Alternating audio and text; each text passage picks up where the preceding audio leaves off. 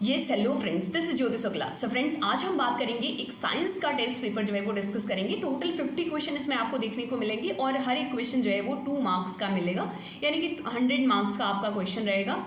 और जो इसमें आपके माइनस मार्किंग है वो भी 1/3 रहेगी। तो जिस तरीके से एक एग्जाम होता है उसी तरीके से आपको इस टेस्ट को लेना है और आपको देखना है कि आप साइंस के कितने क्वेश्चन जो है वो कर पा रहे हो जेन्युइनली। ठीक है, ओके। तो चलिए आइए देखते हैं फर्स्ट क्वेश्चन। तो फर्स्ट क्वेश्चन इज कड़वाहट के लिए मानव जीभ का संवेदनशील क्षेत्र क्या है। आप जानते हो ना कि जो हमारा टंग होता है, जो हमारा जीभ है, उसके कई पार्ट्स हैं ना। हम इट मीन्स कि हमें कहाँ पर किस चीज़ को हम फील कर पाएंगे। अगर हम सामने रखते हैं तो हम मीठा फील करते हैं, लेकिन अगर हम पीछे के साइड में रखते हैं तो वो हमें कड़वा फील होता है, राइट।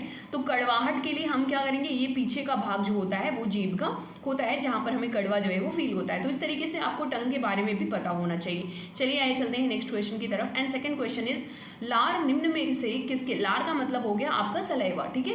तो सलाइवा निम्न में से किसके पाचन में सहयोग करती है। तो आपको पता होगा कि जिस तरीके से जो हमारा डाइजेशन का प्रोसेस होता है उसमें सबसे पहले हम मुंह में लेते हैं, it means intake of food होता है, एंड उसके बाद वो जो है सलाइवा के थ्रू जो है इसमें बहुत सारे पाचन की जो प्रोसेस है वो होता है। तो क्या पाचन होता है, तो उसमें स्टार्च का प्रोसेस जो है वो पाचन होता है, डाइजेशन जो है वो होता है। नेक्स्ट आते हैं निम्नलिखित में से कौन सा एंजाइम ग्लूकोज को एथेनॉल में परिवर्तित करने का काम करता है। तो ये ना आपने फर्मेंटेशन के बारे में पढ़ा होगा, होप सो। ये आपकी 8th क्लास में भी देखने को मिलता है, ठीक है। अगर आपने 8th 9th क्लास की स्टैंडर्ड की अगर बुक आपने पढ़ा हो, बेसिकली देखो एनसीईआरटी बहुत इंपॉर्टेंट बन जाता है बहुत सारे कॉम्पिटिशन्स के लिए। ये देखो जो क्वेश्चंस है ना, ये आए हुए क्वेश्चंस हैं, ठीक है। तो ये प्रैक्टिस सेट में जो है वो लिए गए हैं। तो देखो एथेनॉल जो है जाइमिस जो होता है वो करता है। जाइमिस जैसे कि आप ना ग्लूकोज, अब देखो ग्लूकोज है, अब ग्लूकोज का ना आपको फार्मूला पता होना चाहिए किस तरीके क्या होता है, C6H12O6, राइट। अब ये जो होता है इसको अगर हम जाइमेस की प्रेजेंस में इसको हम रिएक्ट कराएंगे तो जाइमेस की प्रेजेंस में ये बन जाता है आपका एथेनॉल, ठीक है, यानी C2H5OH और प्लस कार्बन डाइऑक्साइड इसके साथ में बनता है। तो ये आपको ध्यान में रखना है। नेक्स्ट आ जाते हैं निम्नलिखित में से किस एक की उत्पत्ति यकृत, यकृत यानी कि लीवर आपका हो गया, ठीक है, लीवर का कार्य है। तो इसमें जो है लाइपेज है, यूरिया है, स्लेस्मा है, हाइड्रोक्लोरिक एसिड है। तो इसमें आपका यूरिया जो है वो आपका बिल्कुल सही हो जाता है। नेक्स्ट आ जाते हैं मानव तंत्र में निम्नलिखित में से कौन सा एक पाचक एंजाइम नहीं है। देखो हम जानते हैं कि हमारी बॉडी में बहुत तरह के एंजाइम्स पाए जाते हैं, ठीक है। तो इसमें से आपको देखना है चारों में से कौन सा पाचक एंजाइम नहीं है। तो ट्रिप्सिन भी है, टाइलिन भी है, पेप्सिन भी है, लेकिन गैस्ट्रिन जो है वो नहीं है, इसलिए जो नहीं है वही आपका जो है वो सही हो जाएगा। तो ऑप्शन आपका गैस्ट्रिन जो है बिल्कुल सही है। नेक्स्ट आते हैं कौन से परिवर्तन में एंजाइम ट्रिप्सिन का उत्प्रेरक का कार्य करता है, ठीक है। तो कौन सा एंजाइम जो है निम्न में कौन से परिवर्तन में, आपको ध्यान देना है कि कौन सा परिवर्तन होता है। तो ट्रिप्सिन जो है वो उत्प्रेरक का कार्य करता है, मतलब कि रिएक्शन में जो है हेल्प करता है। तो प्रोटीन का जब अमीनो एसिड में जो है परिवर्तन होता है तो उसमें ये उत्प्रेरक का कार्य करता है। नेक्स्ट है मानव शरीर में क्षुद्रातंत्र का मतलब जानते हो, ये हिंदी में हो गया क्षुद्रातंत्र। अगर इंग्लिश में बोले तो ये आपका स्मॉल इंटेस्टाइन, छोटी आंत जो आपका होता है ना, उसके बारे में शायद आपने पढ़ा होगा। स्मॉल इंटेस्टाइन का हमारी बॉडी में, हमारी डाइजेशन में बहुत ही इंपॉर्टेंट रोल होता है, तो उसके बारे में होप सो आपको पता होना चाहिए। तो इसको बोल रहा है कि लंबाई का सही ह्रासमान क्रम। ह्रासमान क्रम का मतलब समझ रहे हो, मतलब बड़े से छोटे की तरफ, यानी कि आपका क्या हो जाएगा, ये आपका कहलाएगा डिसेंडिंग ऑर्डर, डिसेंडिंग ऑर्डर, ठीक है। तो ये आपको बताना है कि डिसेंडिंग ऑर्डर कौन सा है। तो ये आपका शेषांत्र, मध्यांतर, ग्रहणी। अगर आप इसको ना इंग्लिश में देखो तो इसको आप duodenum and jejunum and ileum के नाम से भी जानते हो, राइट। नेक्स्ट आ जाते हैं एंजाइम तथा उसके कार्यों को सही जोड़े को पहचान की। देखो एंजाइम तो बहुत ही इंपॉर्टेंट है, तो एंजाइम के बारे में आपको पता होना चाहिए। अगर नहीं भी पता है तो आप थोड़ा सा उसको डिटेल एक बार जरूर ले लेंगे। तो नेक्स्ट है अम्लीय फॉस्फेट सूत्र कणिका चिन्ह किण्वन या ऑक्सीकरण में संबंधित है, नहीं, ये गलत है। दूसरा है ई कोलाई प्रतिबंधित एंडोन्यूक्लियस डीएनए को विशिष्ट स्थलों पर काटने से, बिल्कुल आपने ना डीएनए की सिक्वेंसिंग और इट मीन्स की जीन से रिलेटेड जो है वो चीज़ें पढ़ी होगी, जीनोम सिक्वेंसिंग वगैरह। तो वहाँ पर अगर आपने पढ़ा होगा तो आपको ये पता होगा कि ये जो है इससे रिलेटेड है। एक्रोसिन भी नहीं है, सिक्सिनिक जो है ये भी नहीं हो जाएगा, नहीं होगा। नेक्स्ट आते हैं 9 नंबर पे, निम्नलिखित में से कौन सा आहार मानव शरीर में नए ऊतकों की वृद्धि में पोषक तत्व, जो न्यू टिश्यूज होते हैं ना, न्यू टिश्यूज के ग्रोथ के लिए कौन सा इंपॉर्टेंट होता है। फल होता है, सब्जी होता है, पनीर होता है, मिठाई। तो उसमें पनीर जो होता है वो इंपॉर्टेंट हो जाता है। नेक्स्ट है न्यूट्रास्यूटिकल्स, न्यूट्रास्यूटिकल्स उत्पाद जिनमें होता है। न्यूट्रास्यूटिकल अगर आप पढ़ो ना तो इसके वर्ड में ही छिपा हुआ है, दो वर्ड से मिलकर के बना है। क्या क्या?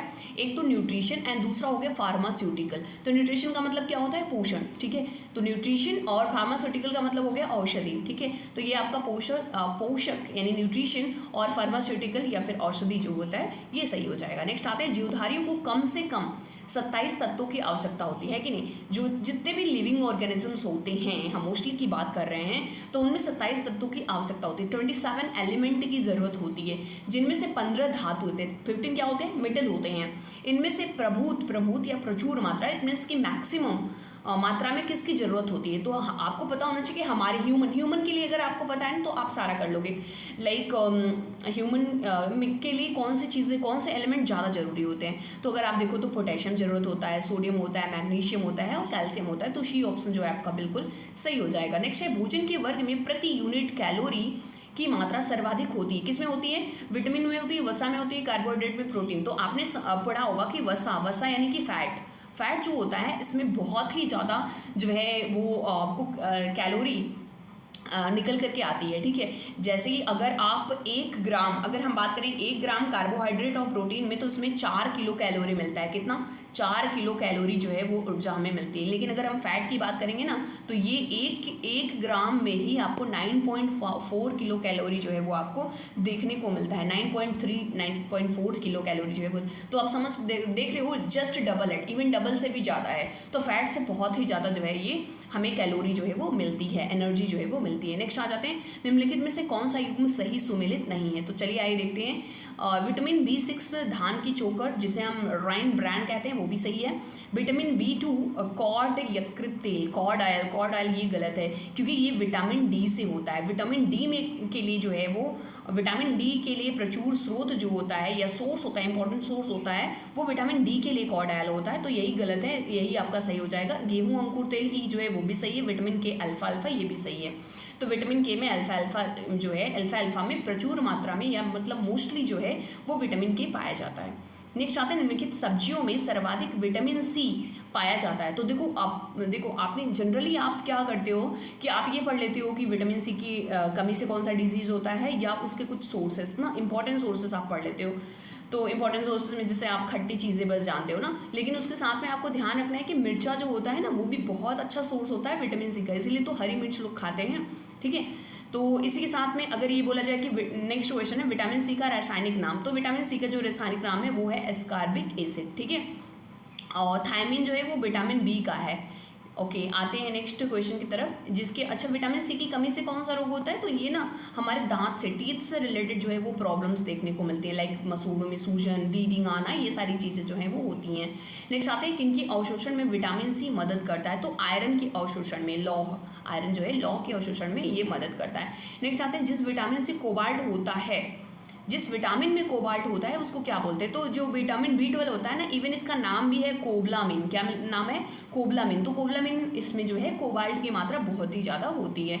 नेक्स्ट, सामान्य दृष्टि के लिए निम्नलिखित में से कौन सा विटामिन जरूरी है? तो देखो विजन के लिए ना विटामिन ए जो होता है वो बहुत ही ज़्यादा इंपॉर्टेंट होता है। विटामिन ए का जो रासायनिक नाम है, केमिकल नेम है, दैट इज रेटिनॉल। ओके, तो ये आप ध्यान रखेंगे। निम्नलिखित में से किसका निर्माण हमारे शरीर में नहीं होता? तो देखो क्या नहीं होता, एंजाइम भी होता है, प्रोटीन भी होता है, हार्मोन भी होता है, लेकिन विटामिन ए जो है वो नहीं होता, यही गलत है, इसलिए ये आपका सही हो जाएगा। नेक्स्ट है, हमारे शरीर में अम्लीयता तथा क्षारकता के बीच जो तत्व संतुलन बनाए रखता है वह है। तो देखो आपने पढ़ा होगा कि एसिड क्या होते हैं, बेस क्या होते हैं, एसिड और बेस से मिलकर के आप जानते हो ना, NaCl जो सोडियम क्लोराइड होता है वो एसिड और बेस से मिलकर बना होता है। तो अगर आपको नहीं भी पता है, आप थोड़ा सा अगर आपको ये माइंड में आता है ना नमक के बारे में, NaCl के बारे में, तो आप तुरंत जो है वो टिक कर लोगे कि ये तो सोडियम होना चाहिए। नेक्स्ट है, नाइट्रोजन एक आवश्यक अवयव नहीं है। तो किसका नहीं है? क्लोरोफिल नहीं है, RNA में नहीं होता, DNA में नहीं होता, या कार्बोहाइड्रेट में? तो देखो क्लोरोफिल में भी होता है, RNA में भी होता है, DNA में भी होता है, लेकिन कार्बोहाइड्रेट में नहीं होता। तो जिसमें नहीं होता वही आपका आंसर सही हो जाएगा। तो डी ऑप्शन जो है आपका सही है। नेक्स्ट है 22 के बाद आते हैं 23 में, बासमती चावल के दाने पकाने पर लंबे हो जाते हैं क्योंकि इनमें बाहुल्य होता है। तो किस कारण ये लंबे हो जाते हैं? चावल जो है, बासमती चावल को हम पकाते हैं ना, देखते हो ना आप जो है आप पुलाव वगैरह खाते हो, तो वो किस कारण जो है वो लंबे हो जाते हैं? क्योंकि उसमें होता है एमाइलोस, और इसी के कारण जो है ये लंबे हो जाते हैं। नेक्स्ट है, गाय का दूध पीला और सफ़ेद रंग का होता है जिसका कारण उनमें उपस्थित किसकी वजह से होता है, ठीक है। तो ये जो होता है ये केसीन की वजह से होता है। तो गाय के दूध में जो है वो केसीन जो है वो पाया जाता है, केसीन नाम का प्रोटीन। कौन सा सूक्ष्म तत्व तो नहीं है? लोहा भी है, जस्ता भी है, मैग्नीज भी है, लेकिन गंधक, गंधक जिसको आप सल्फर बोलते हो, क्या बोलते हो? सल्फर। तो सल्फर जो है वो नहीं है, और जो नहीं है वही आपका सही हो जाएगा, यानी सी ऑप्शन जो है वो सही है।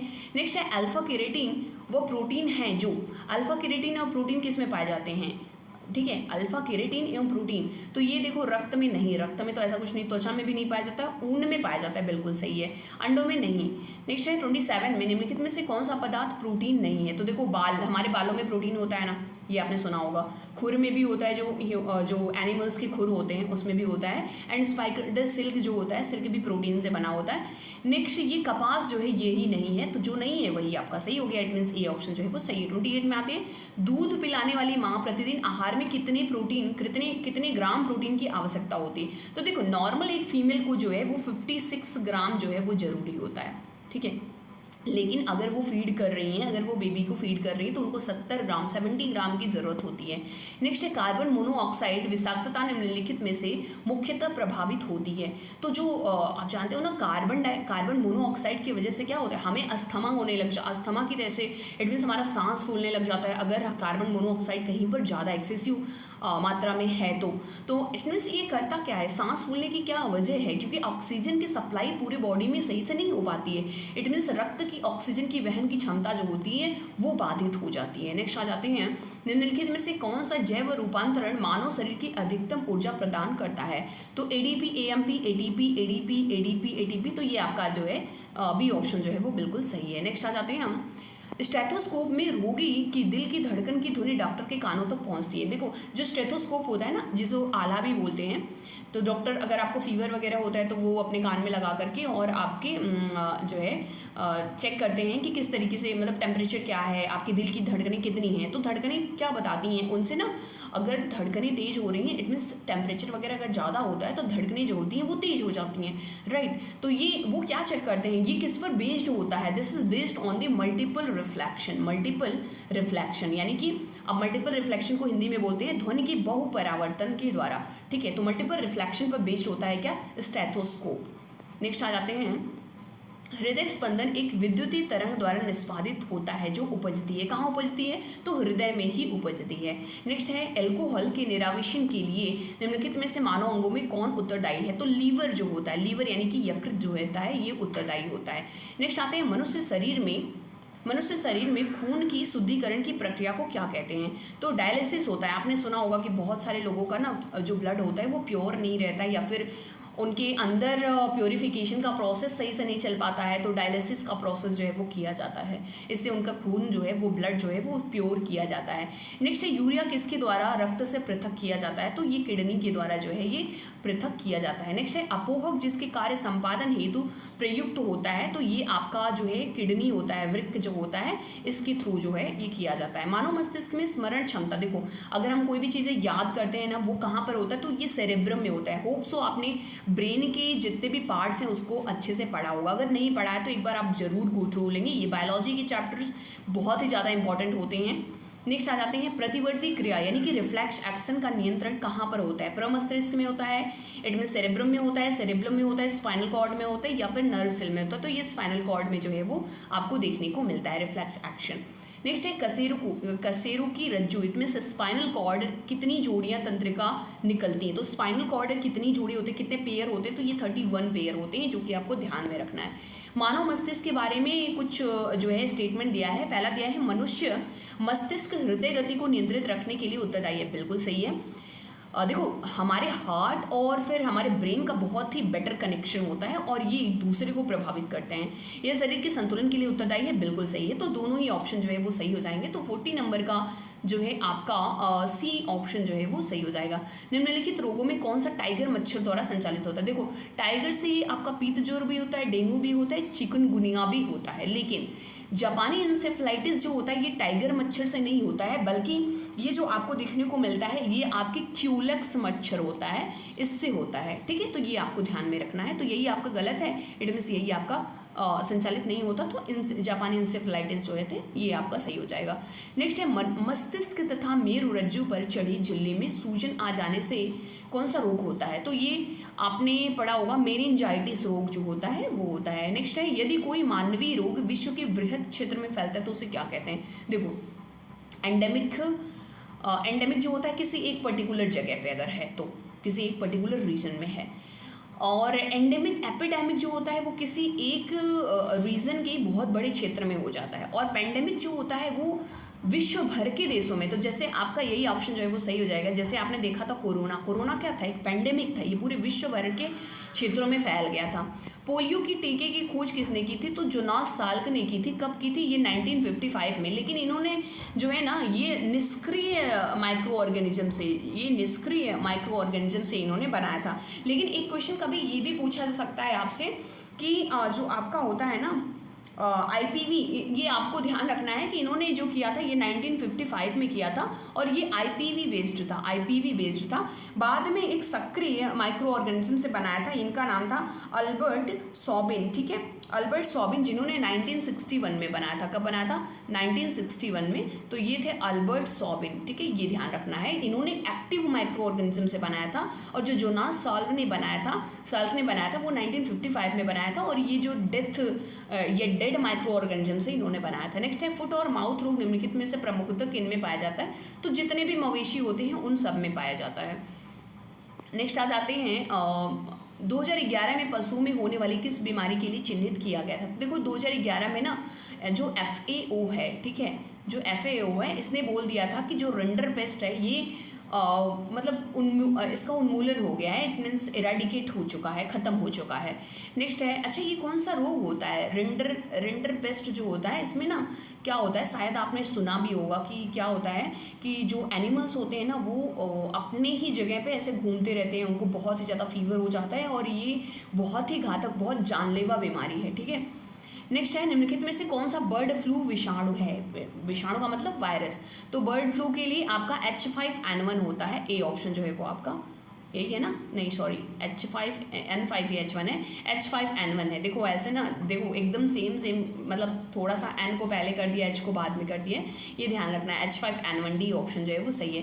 रानीखेत बीमारी जो है ये मुर्गियों से संबंधित है। ठीक है, तो मुर्गियों में ये बीमारी जो है वो आपको देखने को मिलती है। नेक्स्ट है H5N1 एक प्राय समाचारों में दिखाई देता है, ये किससे, तो ये आपका H1N1 जो है वो आपका स्वाइन फ्लू है, और बर्ड फ्लू आपने देखा वो क्या था, H5N1 अभी भी पिछले वाले क्वेश्चन में।